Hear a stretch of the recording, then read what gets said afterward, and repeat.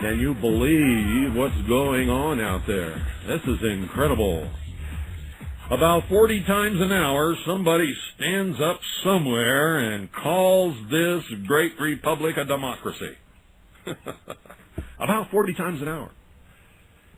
Bush representatives, Gore representatives, Florida state representatives, media talking heads, idiot professors from Marxist universities, and who knows what all. You know, they're damaging our democracy. They're damaging our democratic process. We have to go through this process so that our democracy can survive.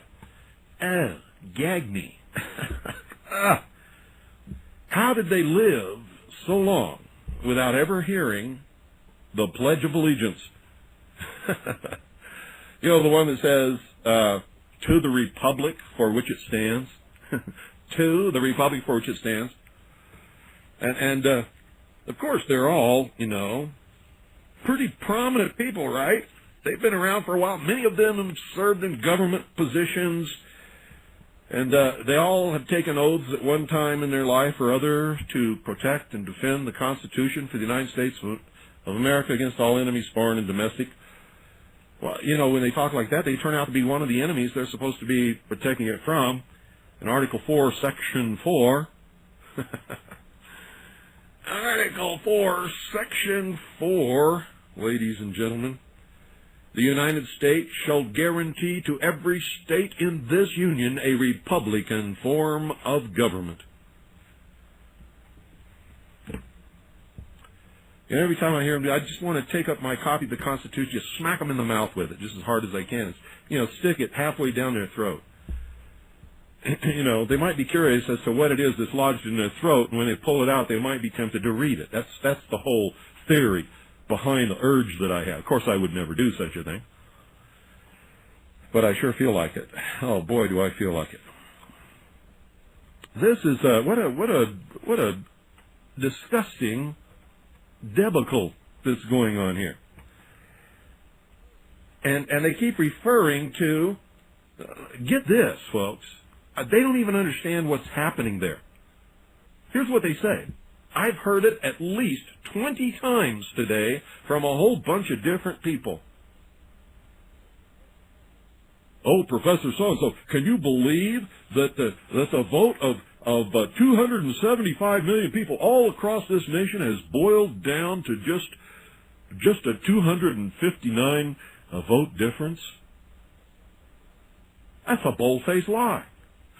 At the time it was spoken, I don't have any idea what it is now, but at the time it was spoken, they were claiming that the popular vote count in the state of Florida, the difference between Gore's popular vote count and Bush's popular vote count was just 259 in favor of Bush.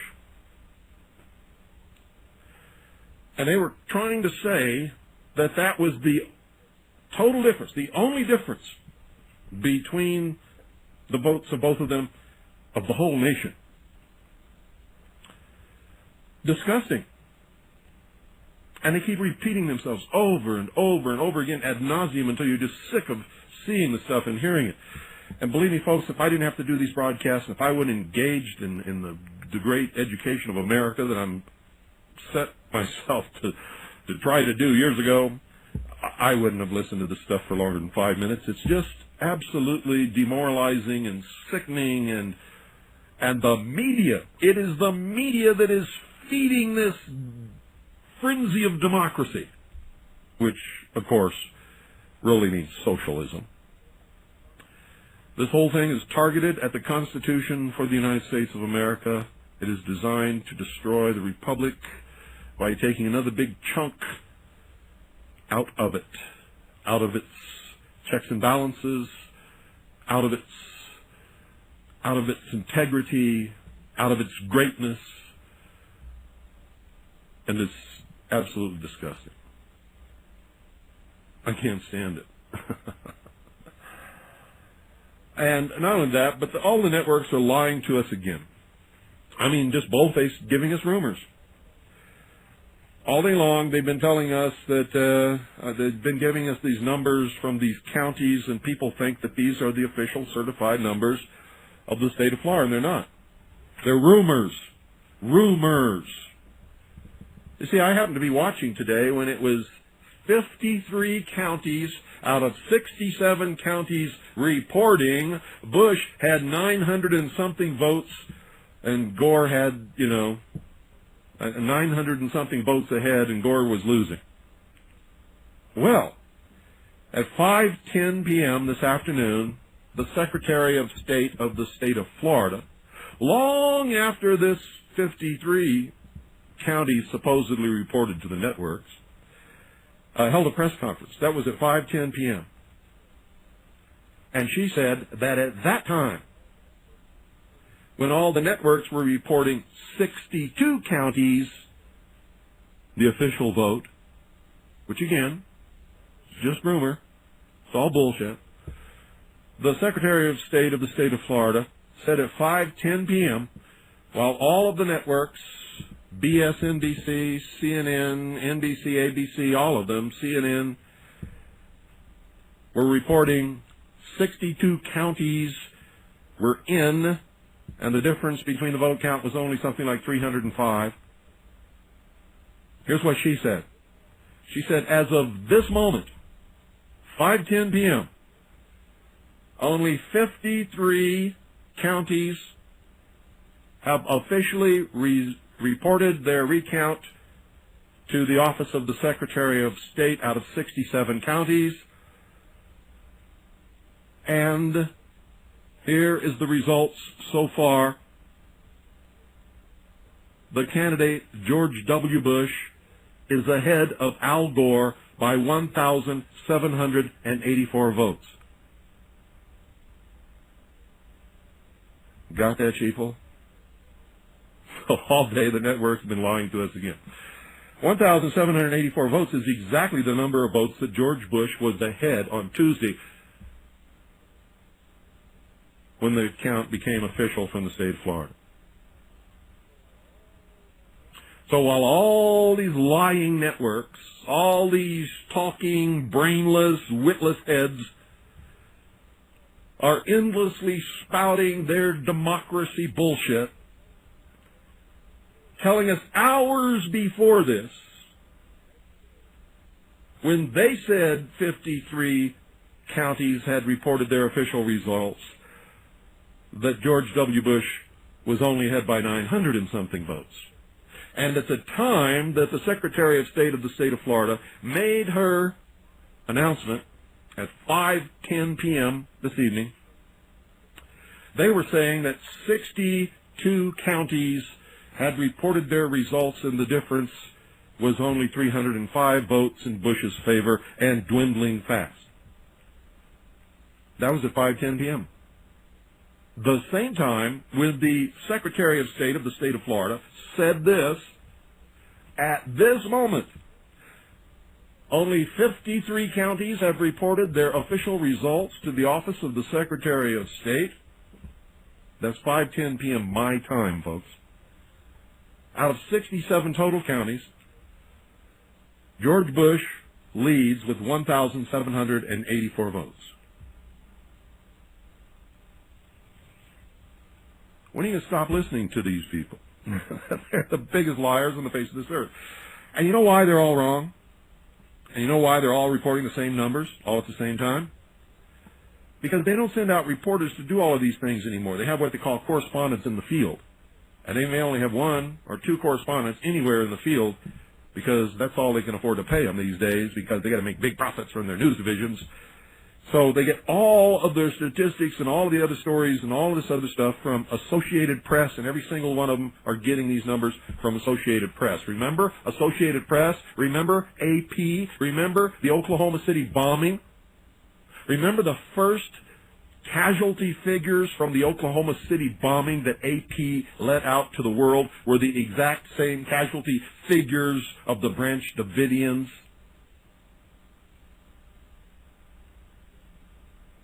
Ladies and gentlemen, on April the 19th, 1995,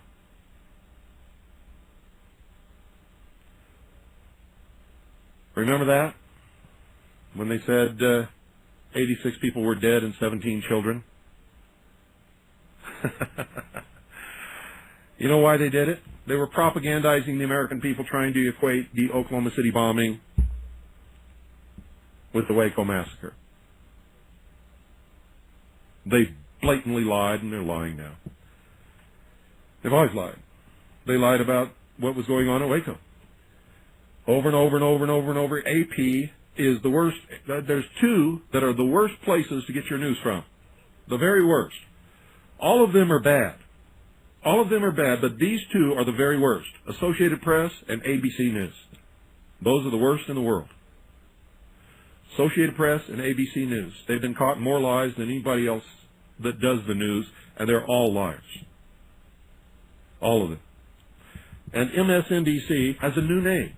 It is no longer MSNBC, it's BSNBC. BSNBC. BSNBC. From now on, you will not refer to that stinking, propagandizing, lying network as MSNBC. You will, from here on forever, refer to them as BSNBC. That's an order. Just joking, folks. But that's what you ought to be doing. Seriously. I've been listening to lies all day long. All day long. It just gets so sickening. And listening to these dear, sweet little old ladies who've been rounded up by the Democrat Party to sit in front of the cameras and tell their little stories.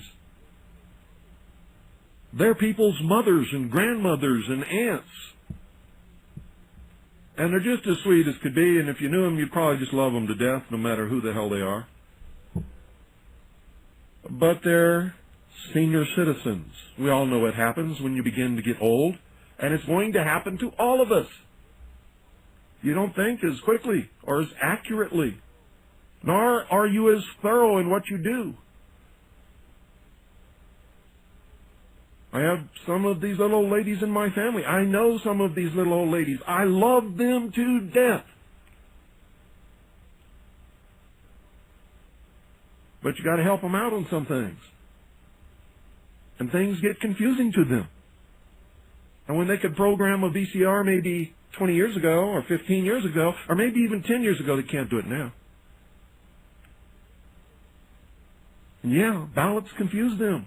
And it wouldn't matter what kind of ballot you gave them. And that's the truth, and you all know it. Stand behind one of them in a supermarket line sometime. And pretty soon you make up your mind that it's better to stand in the line that's 3 times longer that doesn't have any sweet little old ladies in it than to stand in that line. And wait for her to find her pennies and her nickels, and find her checkbook, and then find her pen. And then take 15 minutes to fill out a check. And then she has to examine the check and go over it again and look at it and hold it up to the light. And then she has to find her ID card. And then, when she gets, she has to count every penny of her change. And there's nothing wrong with this. Folks, it's life. It's life. Now, some people grow into their older years without a lot of these problems. But most people don't. Most people have these problems, men and women. It's not just the little old ladies. It's a lot of little old men, too. Many of them are on the edges of or in the beginning of stages of Alzheimer's disease. We all know that. And so to sit there and watch them tell their sad tale about going into the voting booth and you look at the ballot, it's in big type. Every name has an arrow pointing exactly directly to the place where you're supposed to poke the hole.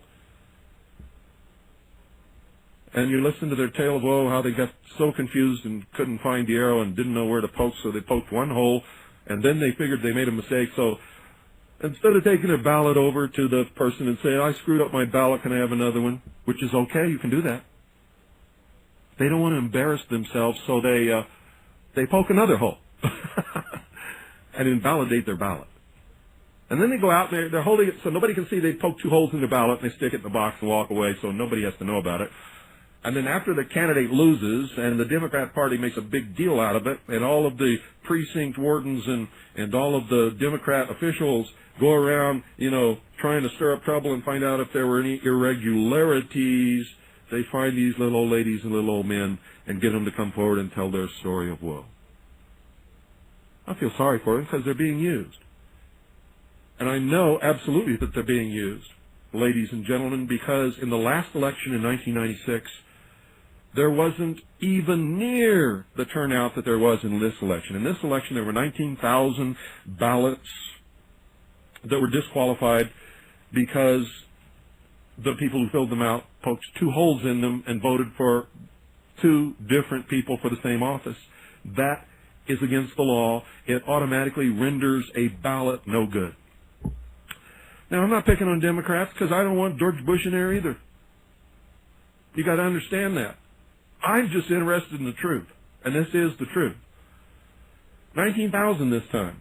Last time in 1996, there were 16,000. 16,000 of those people did the same thing in 1996. Same thing. On a different kind of ballot. It was not this ballot.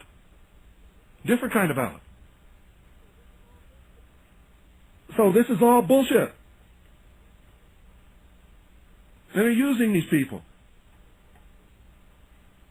And of course, these people don't know it. They think they're contributing to democracy. Oh, we got to make this right. I was confused. Of course you're confused. You're confused at just about everything you do when you get that old. I hope I don't get confused like that when I get that old, but I got to tell you, statistics say that I probably will. And statistics say that all of you out there listening probably will also. It's the truth. You don't want to be behind or in front of or beside any of these people when they're driving on the road. They get on a highway where the speed limit's 75 miles an hour and they go 25 miles an hour, and they cause accidents. They go halfway past the intersection where they want to make a turn, and then they make it. And people are running to get out of the way and dodging and running up on the grass and stuff. I mean, they're dangerous when they're operating machinery. We all know it. We see it every day in our lives. So why is it all of a sudden a surprise that these senior citizens, whom we all love and care about, get confused in the voting booth and poke their ballot twice? And I think it's a crime to be using them in this way. I really do. I really do. And a lot of other things. I mean, I could go on and on and on and on and on and on and on about this stuff, and I got to tell you it's happened in every single state. Every state. And in every community where there's a lot of senior citizens, there's a lot of ballots thrown out because they were punched twice. Don't believe me? Go check with your local election board. You want to really see a whole bunch of ballots that were punched twice? Go to Sun City in Arizona. The biggest senior community in Arizona. You'll see more ballots punched twice than they ever dreamed of in West Palm Beach, Florida. And thrown out.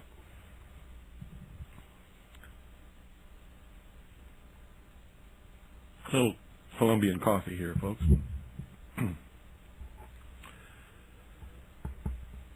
State of New Mexico is still counting their votes. They've got it marked for Gore. But the election is not official in New Mexico. It's not over. And Gore may not win it. Big discrepancies in Colorado, Wisconsin, Michigan, a lot of other states, California. You want to recount some votes? They need to send the United States Army to California and recount that whole state. And they need to have Immigration and Naturalization Service go over each of those ballots and go round up all those illegal aliens and, shove them back across the border where they came from and invalidate all of their votes.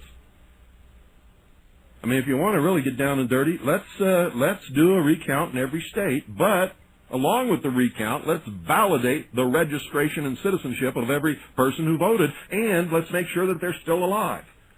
Because I guarantee you, in the state of Illinois, as happens in every presidential election, a lot of voters came directly from the cemetery, and their address is 6 feet down. Same as Arkansas, if you believe the governor of that state. And I believe him 100%. I don't think he was lying to us at all. I think he told us the truth. 100% truth. Everything he said. What he said about Arkansas, oh, man, wasn't Al Gore listening when this guy was on the Don Imus show telling the truth about voting in his state? If I was Al Gore, I'd be in Arkansas next, because that went to George Bush. I'd be demanding another vote count in the state of Arkansas. Wouldn't do any good, though, because Arkansas is a Democrat. And the Democrats are the dirtiest, stinkingest, most crookedest, criminal, vote scam, vote fraud artists that have ever lived. Now, don't get me wrong again, because the Republican Party has done its share of vote fraud. But nobody in the history of the world has ever done anything near vote fraud like the Democrat Party always has done in its history and is still doing today everywhere. Can you believe, and nobody's talking about this, in a state with 58 electors? What's the matter with George Bush?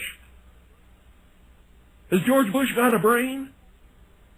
Why in the world would we want him in the White House when he's allowing them to get away with taking California with a vote from illegal aliens who were pre-registered by the Democrat Party, sent a letter signed by President William Jefferson Clinton, including a voter registration card with their name and a phony address on it, telling them to report to a certain poll on Tuesday to cast their vote in their new country. And George W. Bush isn't saying a word about that, is he? And you want him in the White House?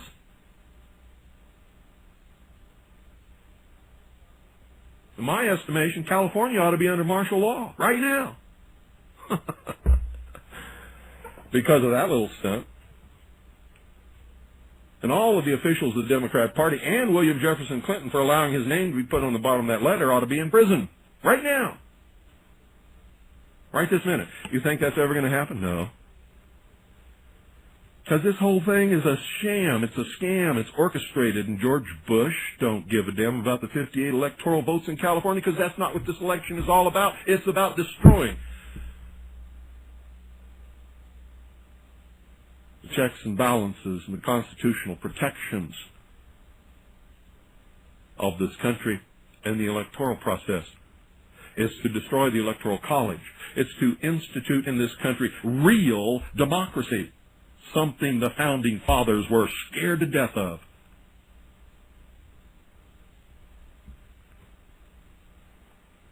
And America's watching it and participating in it. Yeah, big demonstrations down in West Palm Beach. Listen to some stupid jerk, he knew the camera was on him, so he's just yelling, "This is a democracy! It's the will of the people! To hell with the law! It's the will of the people! If the law is against the will of the people, then you got to change the law!" He's just screaming this. No, it's a republic. And a republic is instituted under the rule of law, governed and limited and protected by the Constitution and the Bill of Rights and the amendments thereto, so that all citizens are equally protected and looked after. And the integrity of the election process is preserved in the Electoral College, because that's what the Electoral College is for. You see, if the electors from all of the states determine that there was a great injustice rendered to either one of the candidates in the state of Florida, they, as statesmen appointed to elect the president on December the 18th,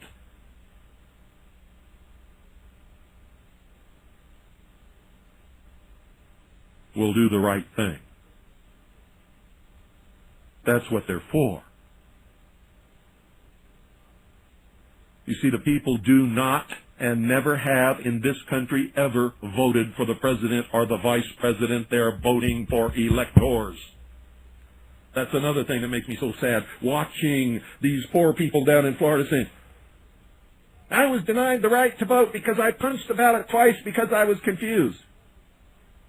And my vote was not cast for my presidential candidate. Well, number one, dear, my dear sweet lady, my dear sweet grandma, your right to vote was preserved. You went to the polling place and you got your ballot and you went into the voting booth and you had your right to vote. You screwed it up. You screwed up the ballot. You blew it. Nobody took away your right to vote. And what you were voting for was never your choice of a presidential candidate, not ever, even though you're voting for his name on a form. That is a scam. It's always been a scam in this country to even think for any American, to even think or believe for one moment that they're voting for their presidential candidate or their vice presidential candidate. You are voting for an elector. That's what you're voting for.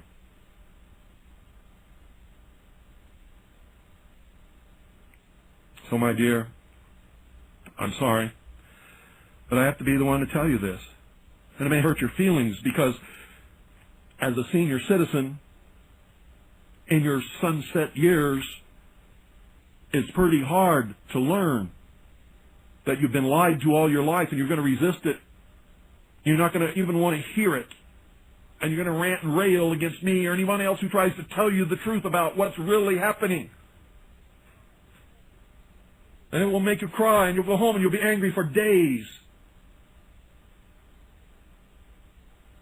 But after it's all over, after it's all said and done, after you've railed and ranted and beat on the wall and called me and other people names, it will still be the truth.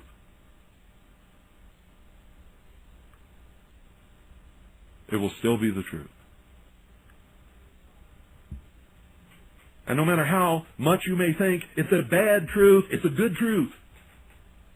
It's one of the checks and balances our founding fathers gave us to save us in instances like this. To save us from demagogues.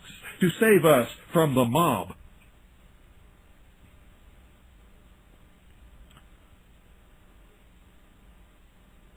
To make sure that the right person, at least as far as those who run, goes into the White House. Because I'm going to tell you right now that on December the 18th, the Electoral College could, if they wanted to, put Ralph Nader in the White House. And that's the truth.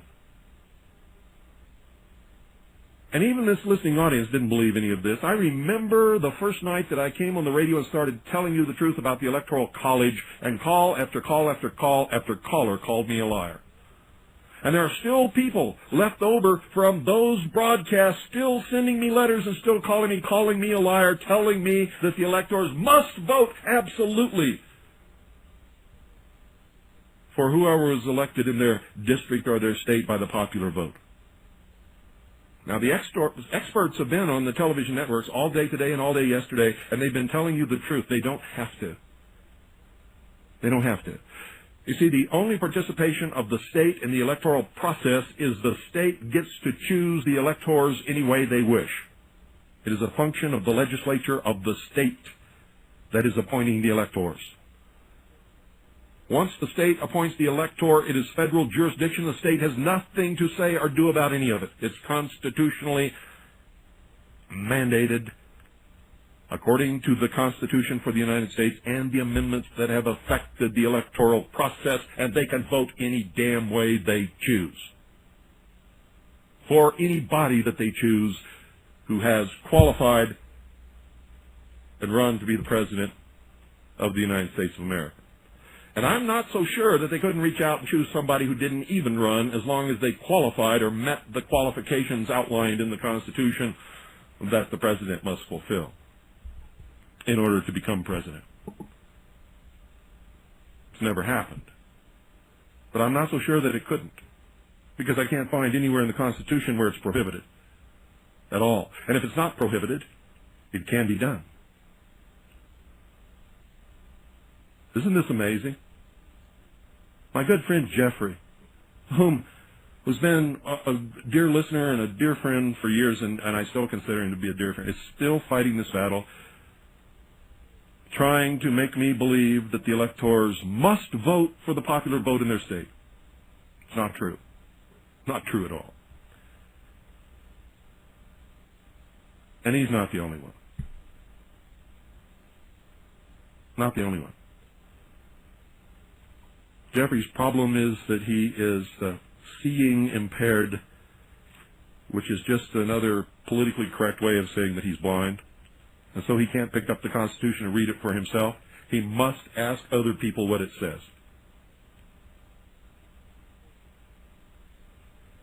And unfortunately, not too many people know what it says or tell the truth about what it says.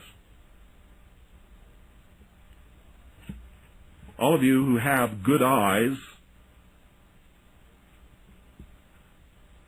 don't have that problem.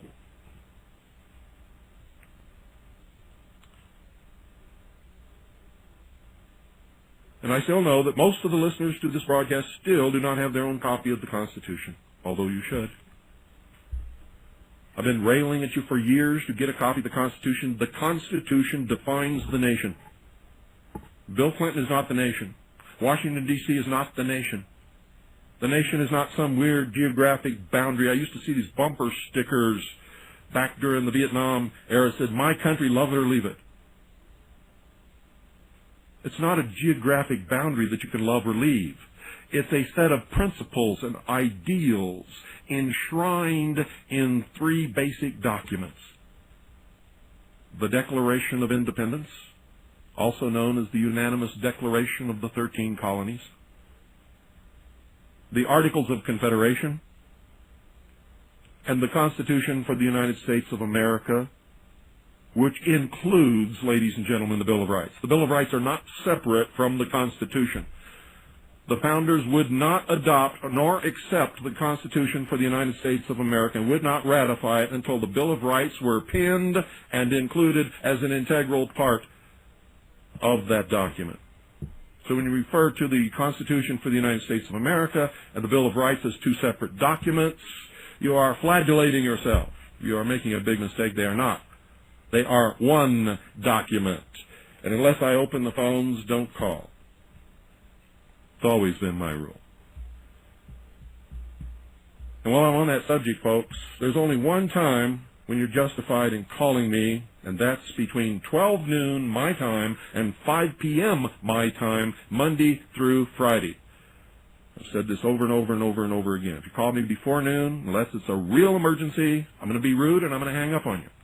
Call me after 5 p.m., and it's not a real emergency, I'm going to be rude, and I'm going to hang up on you. Call me on Saturday or Sunday or during the night or any time. If it's not a real emergency, I'm going to be very rude to you, and I'm going to hang up on you. Because you're an inconsiderate slob. You wouldn't even think of calling Rush Limbaugh at home. Ever.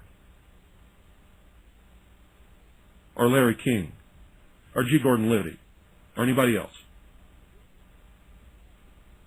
I give you a time that you can call me at home, and most of you adhere to that. Some of you are just absolute asses, have no consideration whatsoever. You call me at 3 o'clock in the morning, 6 o'clock in the morning, 10 o'clock at night, 5, 2 minutes before the broadcast, right after the broadcast, and I will not tolerate it. Period. So don't. If you're not guilty, I'm not talking to you. Those of you who are guilty, you know I'm talking to you. You see, there was a time when I used to let people call me at any time, and everybody had my address, and everybody had my home phone number. And it was abused. I couldn't go to sleep for 5 minutes, the phone would ring. 2 o'clock in the morning, some jerk with pink hair and rings in his ears and in his nose and his eyelids would be banging on the door, claiming that he was abducted by some aliens or something.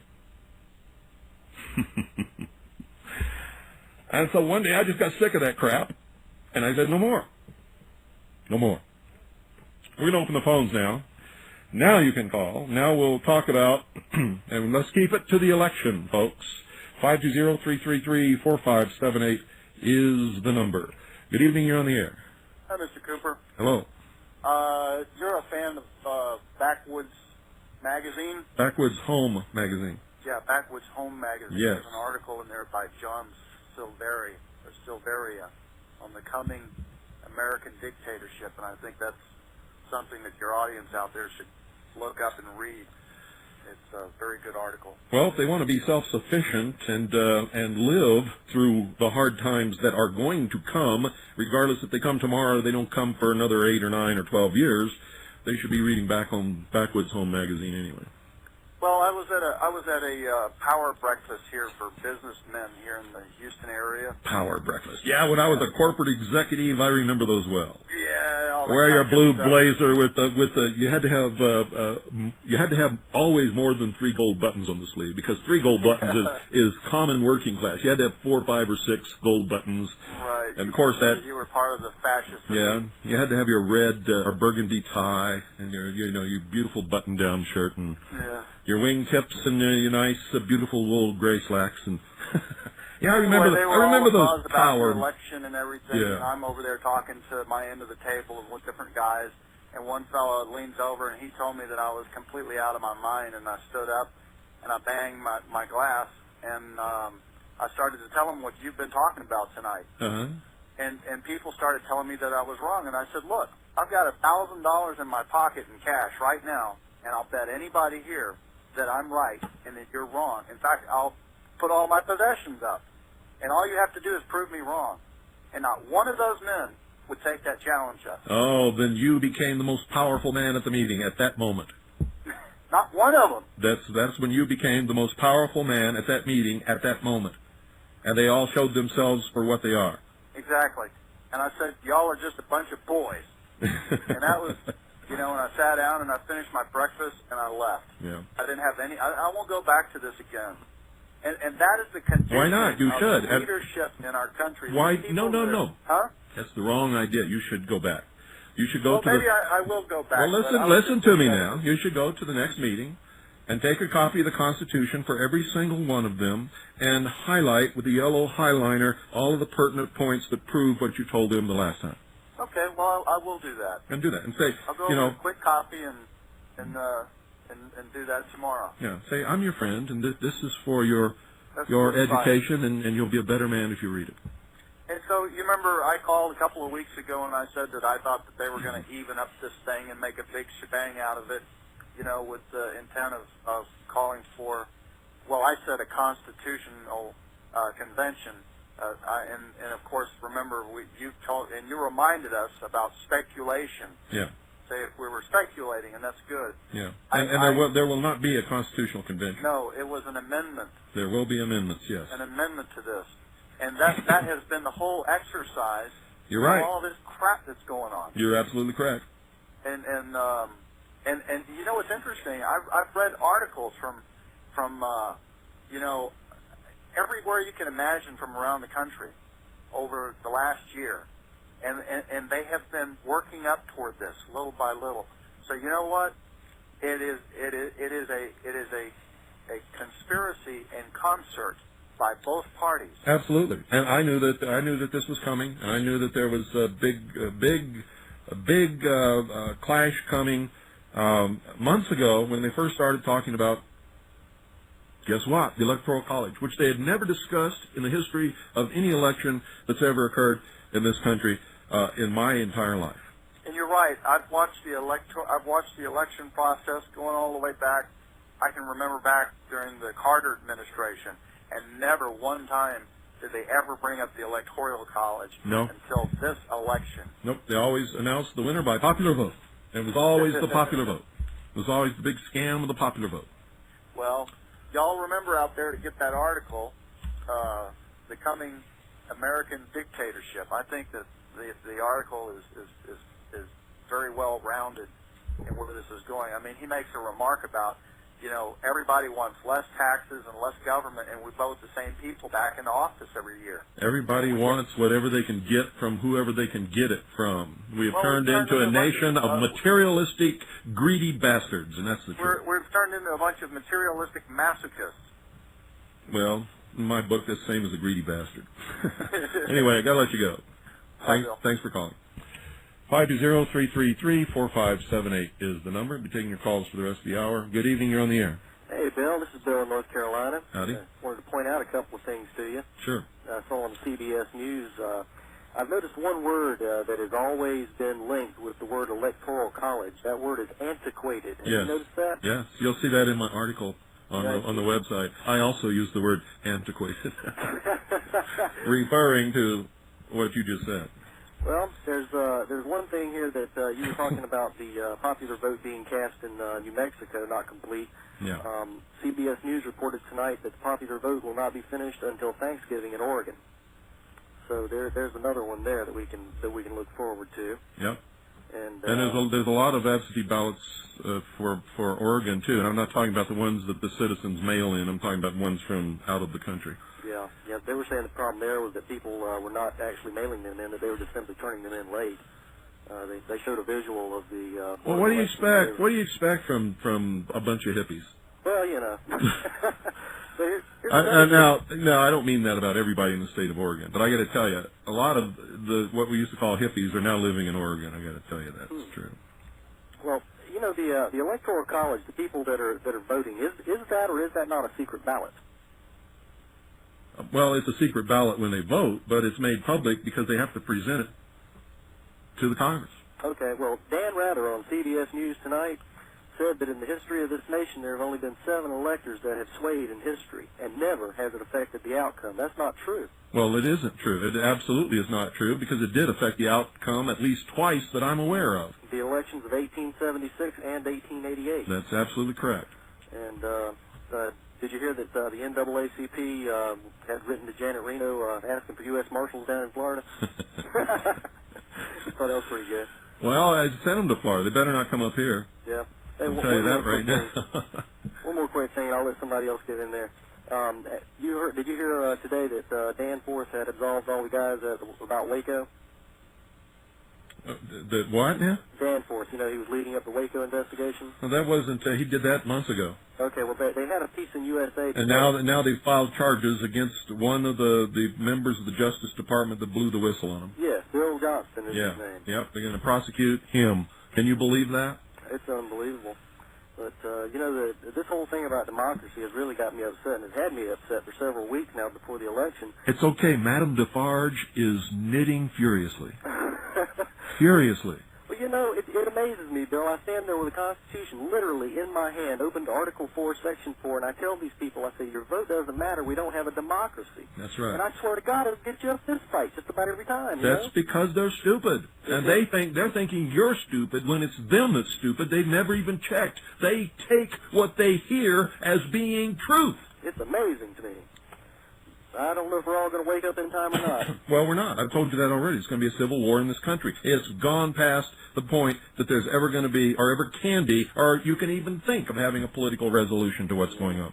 Well, if we're going to restore a constitutional Republican government, it's going to be with the force of arms, and that's why the Founding Fathers gave us the second article and amendment, so that we would have those tools when we needed them.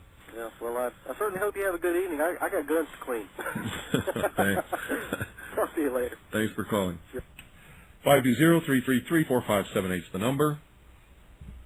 Good evening. You're on the air. Yeah, Bill, this is John in Houston. Hi, John. I have the same problem with these media yo-yos on the Houston television stations. Every other day, I'm having to call one of them up and tell them, show me where the Constitution says that we're a democracy. Ask them to show you anywhere in the Constitution where that word even appears once. Exactly. I remind them that not only Article 4, Section 4 of the United States Constitution, but Article 1, Section 2 of the Texas Constitution, each guarantees us a Republican form of government. That's and correct. I offer to give them $100 if they can find the word democracy mentioned once in either the Texas or the United States Constitution. And yet those brainless idiots, those twits that they have, these talking heads, who are doing the local news here in Houston on virtually every station, democracy, democracy, over and over again. Yeah. And I agree with you that I think that this whole charade that's going on in Florida is an attempt to destroy the last vestige of a Republican form of government by getting rid of the Electoral College. Yeah, they got rid of the state legislatures appointing the senators and thus did away with the sovereignty, or at least chipped away at the sovereignty of the states. And now they want to get rid of the last protection that we have that saves us against a dictatorship, and that's the Electoral College.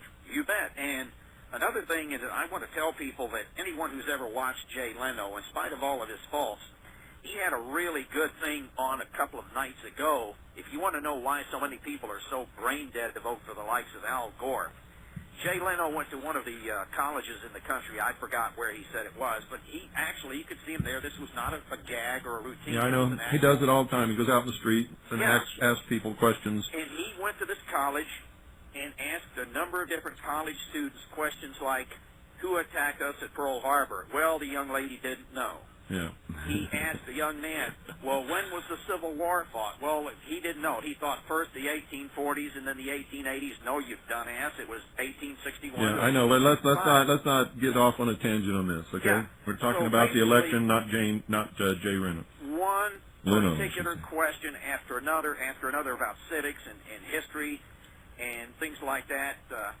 None of these idiots knew. Yeah. Like MacArthur saying... I know, but I've said it twice now. I'm not going to say it again. Get off this subject. That's Well, not the subject of tonight's conversation. That's why when these idiots spout off democracy, and I've asked people before, I've gone to speak before organizations before, I've spoken before high schools, and I asked these kids, I asked them, well, what form of government do you have? And I've even asked people who are taking government classes in college, and, oh, we're a democracy. No. Yeah. Have you ever read the Constitution? Well, sure I have. Well, I said, well, you better go back and read it Well, again. in the first place, when they say, well, sure I have, they're lying through their teeth. Sure. They're lying through that they never read it. I guarantee you they never They read maybe it. looked at the cover, but that was about it. Well, I guarantee you they didn't even look at the cover. There isn't any cover on the Constitution to start with, and that tells me something about you. Well, no. 520-333-45. See, you always get caught if you try to bullshit me. Cover on the Constitution. Can you believe that? This guy is berating other people because they didn't read the Constitution. He's talking about the cover on the Constitution. There is no cover on the Constitution. 520-333-4578 is the number. Good evening. You're on the air.